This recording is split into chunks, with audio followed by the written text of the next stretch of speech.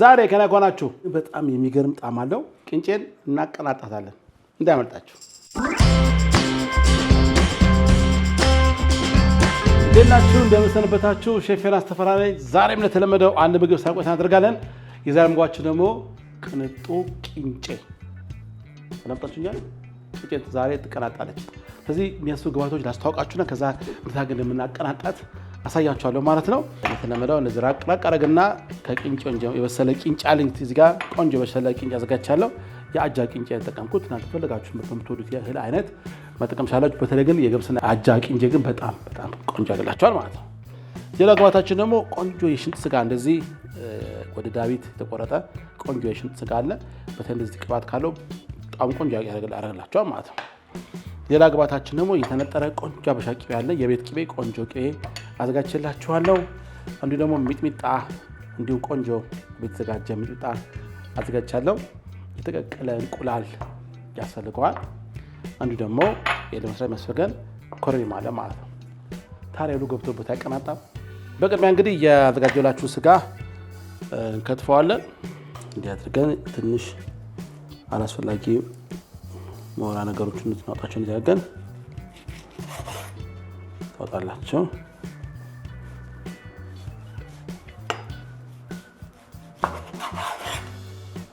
እንዲያገን እዚህን ካወጣን በኋላ እዚህ ጋር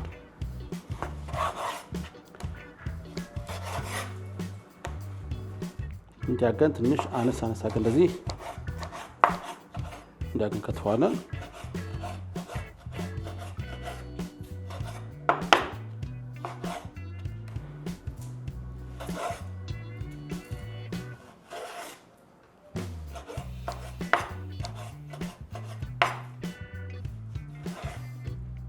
የአጥንት አካባቢ ያሉ ስጋዎች በጣም ልሰስ ስለሚሉ ለሚጣበስ ነገር እነሱ ብትጠቀሙ በጣም ቆንጆ ነው። ወደ እግር አካባቢ ያሉ ስጋዎች ደግሞ ትንሽ ጡንቻ ስለሚያርፍባቸው እነሱ ለሚጠነክሩ እነሱን ለረጅም ኩኪንግ ወይ እንደ ወጥ እንደ ስቲው እንደ ብሬዚንግ ምናምን ነገር ብትጠቀሙ በጣም ቆንጆ ነው። እንዲያርጋቸው 250 ግራም ያክል ስጋ እናዘጋጃለን። እናንተ ግን ለቤታችሁ ብዛት መጨማማት ቻላችሁ ብዛቱን።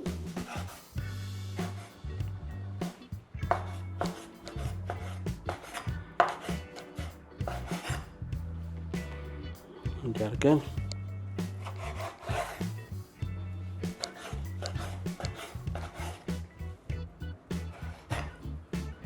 ካረጋችኋት ትንሽ ቅባት ያለውን ስጋ ደግሞ ትንሽ ቅባት እንጨምርበታለን። ትንሽ ቅባት ያለው ሲሆን በጣም ቆንጆ ያገላችኋል። ቅባት ማትወዱ ሰዎች ደግሞ መተው ትችላላችሁ፣ ግዴታ አይደለም።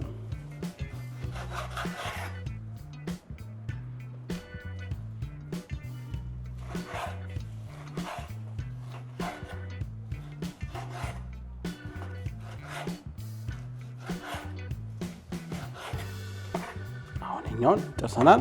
እዚህ ላይ ትንሽ ጨው እንደዚህ እናደርግበታለን። ትንሽ ሮዝመሪ እናደርግበታለን። ትንሽ ኮረሪማ ካረግን በኋላ አሁን ዝግጁ ነው ማለት ነው። እንግዲህ አሁን የሚቀረን መጥሻችን ለኩስና ስጋውን ካፈሰለን በኋላ ከቅንጬው ጋር እንዴት አድርገን እንደምንቀላቀል መሰላችሁ። እሺ እንግዲህ ተመልሰናል። አሁን ቻችን እናገላለን። ትንሽ ዘይትና በኋላ ከላይ ደግሞ የአበሻ ቅቤ ስለማረበት ዘይት ሳታበዙ እንደዚህ እንካል ታደርጋላችሁ። ያዘጋጀነውን ስጋ እዚህ እንጠብሳለን ማለት ነው። ሞቅ ማለት አለበት ኛው። በነገራችን ላይ ቅንጬ በተለያየ መንገድ መስራት ይቻላል።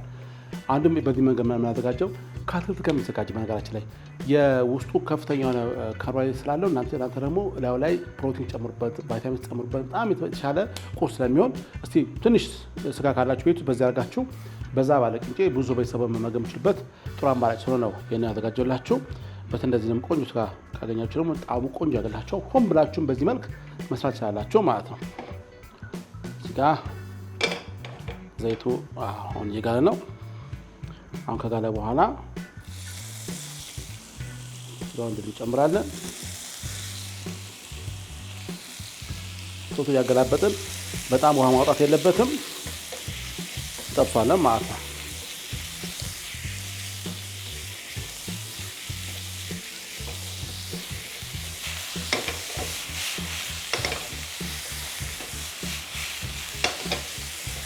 አሁን እንደዚህ ስጋው ቆንጆ ሆኖ በስሏል። እንዲያጋችሁ ካበሰላችሁ በኋላ እኛው ዳር ላይ እንደዚህ ዳር ታውጣላችሁ። እንደዚህ ዳር ካወጣነው በኋላ ያበሻ ቂቤ እዚህ ጋር እናደርጋለን። ያበሻ ቂቤ ታደርጋላችሁ። እሳቱን ታጠፋላችሁ። ካጠፋችሁ በኋላ እዚህ ጋር ምጥጫ እናደርጋለን። ለዚህ ምጥጫ ይደረጋል። ከዛ በኋላ ኮረሪማ እናደርጋለን።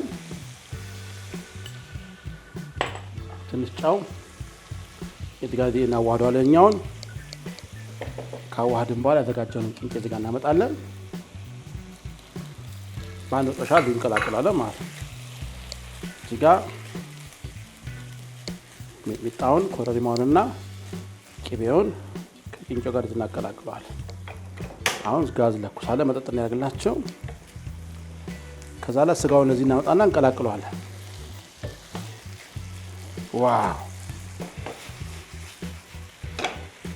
እንደገን ቂንጬውን እናዋህዳለን ማለት ነው።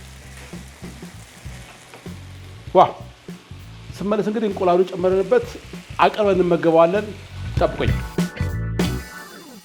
እሺ እንግዲህ አሁን አቃራ ደርሰናል። እንደዚህ በጣባ ላይ እንደዚህ አሳምራችሁ እንደዚህ ቂንጬውን ከስጋው ጋር እንደርገን እናቀርበዋለን። በጣም የሚገርም ጣዕም ነው የምታገኙት። በደቀቀ ስጋም ትችላላችሁ፣ ግን ሞሬኛው ሽንጥ ስጋ ስለሆነ በጣም ቆንጆ ያገላችኋል ጣዕሙን። እንዲያርጋችሁ የዘጋጀውን ቂንጬ እንደዚህ ያሳምረን እንደዚህ በጣባ ላይ እናቀርበውና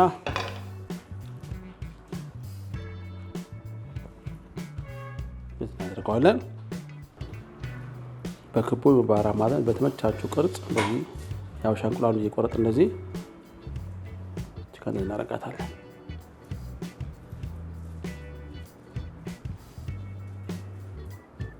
እንዲያርጋቸው እንቁላሉን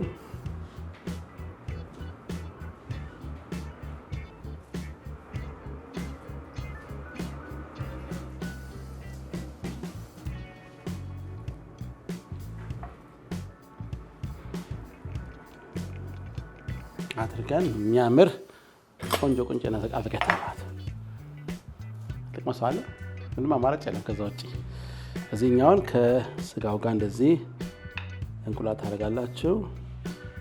ቂንጬውን እናደርጋለን እንደዚህ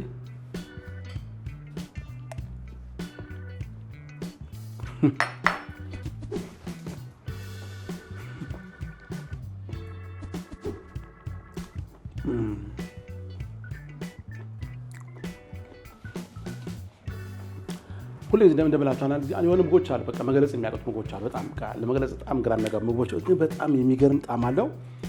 አንደኛው የቤት ቅቤ ሆነ በጣም ቅቤው በጣም ቆንጆ ነው። ሚጥሚጣው አለ፣ ስጋው፣ እንቁላሉ፣ ቂንጬው ተቀላቅሎ የሚገርም ጣዕም ያመጣው እና ይሄ ደግሞ በተለይ ለስፖርተኞች በጣም ቆንጆ መከራይ ምግብ።